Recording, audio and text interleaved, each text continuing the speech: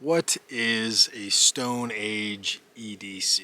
Those of you that don't know, EDC stands for everyday carry. It's a very common term. Everyone, for the most part, kind of has an EDC based on their pattern of life. What was the EDC that, early hunter-gatherers, Pleistocene, human beings, what did they carry every day with them 100,000, 200,000 years ago?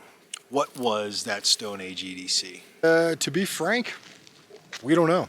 Yes, we have a variety of stone tools people employed in their day-to-day. Most of them are recovered in caves or some sort of archaeological find. We have some ideas on some of the things that they would carry based off of the tasks that they would kind of routinely face, from scraping a hide, butchering game, but there's no 100% answer on it.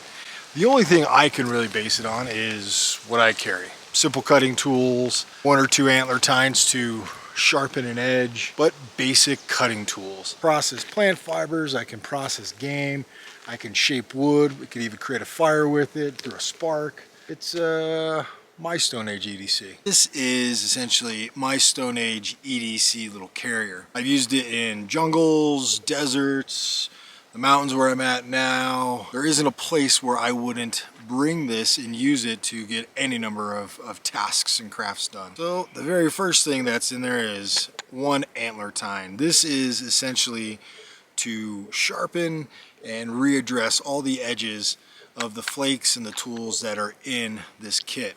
For a pressure flaker, you probably need some sort of pad. I use the pouch as my hand pad when pressure flaking. There's no need to carry a hand pad. This entire thing is some elk hide and it's super durable, so this is my pressure flaking pad.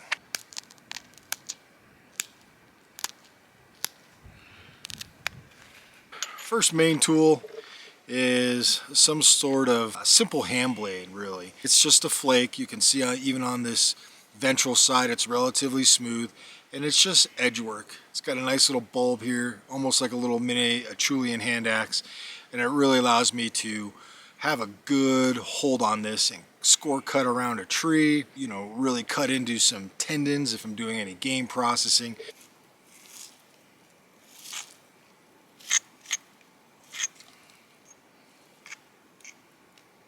But it's just a simple little tool, fits inside the pouch, and I can do quite a bit with it. Next is another blade, but it's just a 360 degrees of cutting. It's relatively thin. One reason why I like to carry some sort of bifacial blade like this, if I needed some sort of spear point or projectile point, I've already got this guy thinned out. I could do a couple little quick readdresses, give it some symmetry, haft it on the end of an atlatl dart or some sort of spear, and I'm good to go.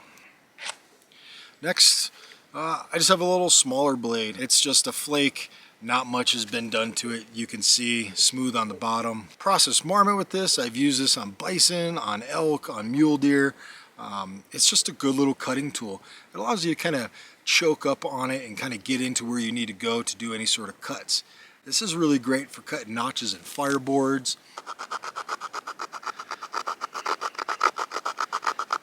It's great for scraping because I do have this flat edge here that I can hold in this capacity and scrape, as well as I have the flake side that gives me a little bit more of a cut, a little bit more of a score around a tree base or a branch, but it gives me kind of 2 cutting options, the flat edge here and the serrated worked edge here.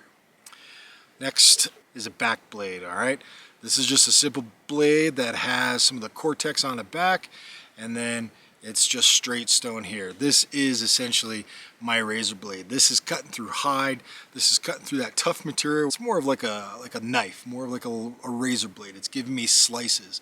It's great to use up against some sort of plant fibers if I got to process and cut down some grass.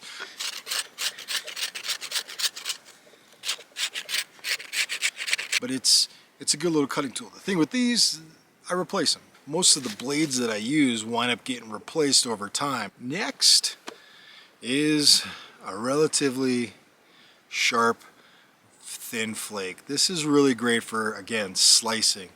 It's like a razor blade. It's very easy to adapt it into some sort of projectile point.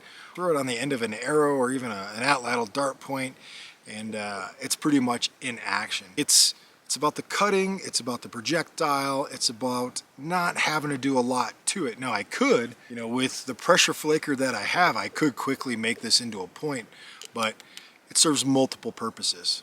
Very, very lightweight, strong. It's a good little adaptation piece. And last but not least, a flake.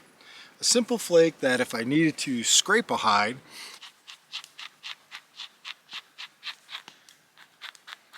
it has a good little profile to it, slightly curved. That's great for scraping. I could address this edge, I could turn it into a scraper, I can use it to shave off bark, but again, it's just a bigger blade, 360 degrees of cutting surface.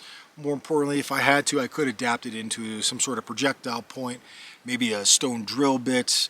Really, it's just about having the options with the raw flake to do whatever I might need. Right up underneath the arm. I've got the ability I can always feel it with my elbow. If I'm working, it's not sliding around. It's a good little fit. Feels good. So, is that 100% accurate to maybe what someone 100, 200,000 or even 10,000 years ago would be carrying with them as far as their EDC? I don't know. I'm not going to lose any sleep over it. Now, I imagine based off the things that I do, cutting fibers, scraping wood, cutting notches in fireboards, a whole kind of collective of things that you might do with a knife, an axe, or a saw, I do with my kit.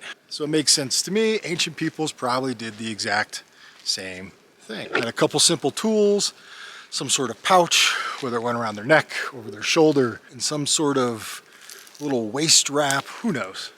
Ancient hunter-gatherers 100, 200, 300,000 years ago probably had a couple simple stone tools, wore it around their body, wore it around their waist. They kept it on them because they were always using it, and it makes sense. So I know what I carry. I can only imagine that they probably carried something very, very similar. Simple terms, that is what a Stone Age EDC would look like. More importantly, that's what my Stone Age EDC looks like. All right, I appreciate you all, and thanks for watching.